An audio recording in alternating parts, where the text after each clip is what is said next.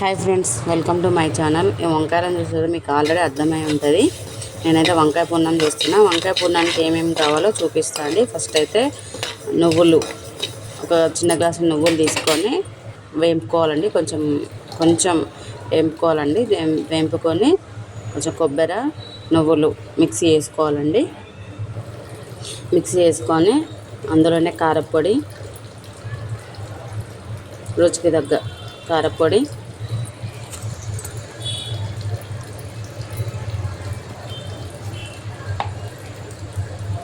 అల్లము,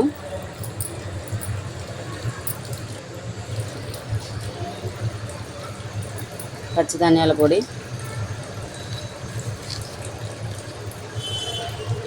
ఉప్పు, ఇది కూడా రుచికి తగ్గ వేసుకోవాలండి, తగినట్టు.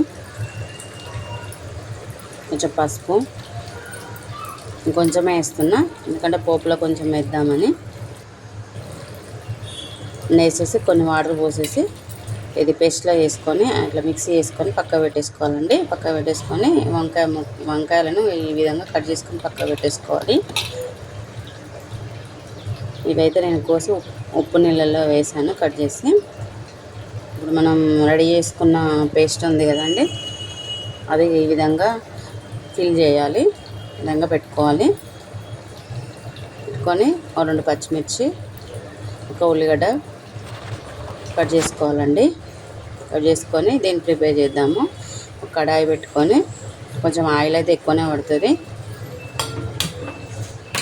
ఆయిల్ వేసుకొని కొంచెం జీలకర్ర, ఆవాలు, పచ్చిమిర్చి,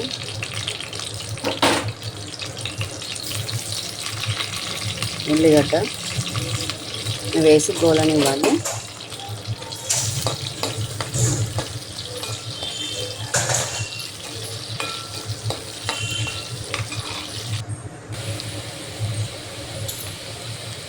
గోలిన తర్వాత కొంచెం పసుపు వేసుకోవాలి.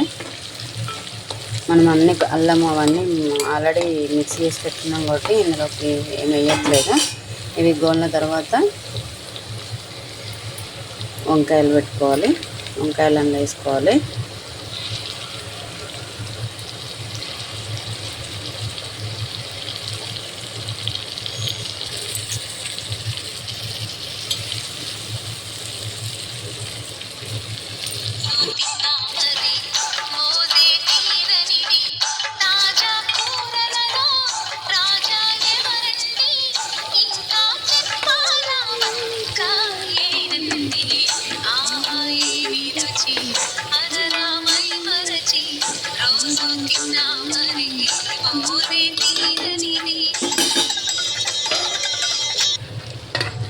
చూడండి, అన్నీ వేసేసుకొని కొద్దిసేపు మూత పెట్టుకోవాలండి.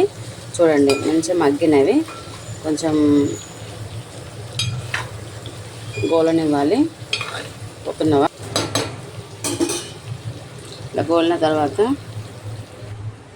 కొంచెం వాటర్ పోసుకోవాలండి. అట్లా వేసుకోవాలి. ఇది కొంచెం మళ్ళీ దగ్గరికి అయినాక ఉంచాలి. చూడండి ఎంత బాగుందో.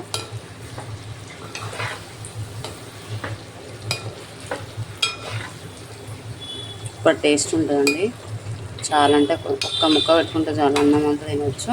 చాలా అంటే చాలా టేస్టీగా ఉంటుంది, బాగుంటుందండి. ఒక్కసారి ఇలా ట్రై చేసి చూడండి.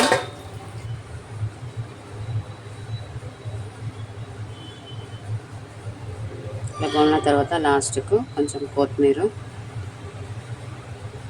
వేంపిన ధనియాల కూడా వేసుకోవాలండి.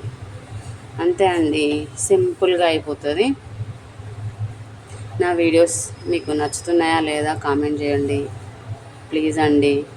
సబ్స్క్రైబ్ చేసుకోండి, కామెంట్ చేయండి. Thank you for watching.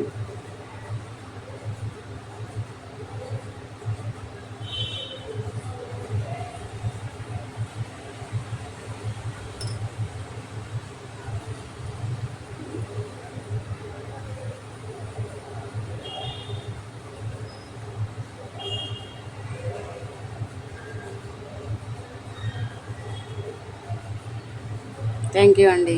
Bye.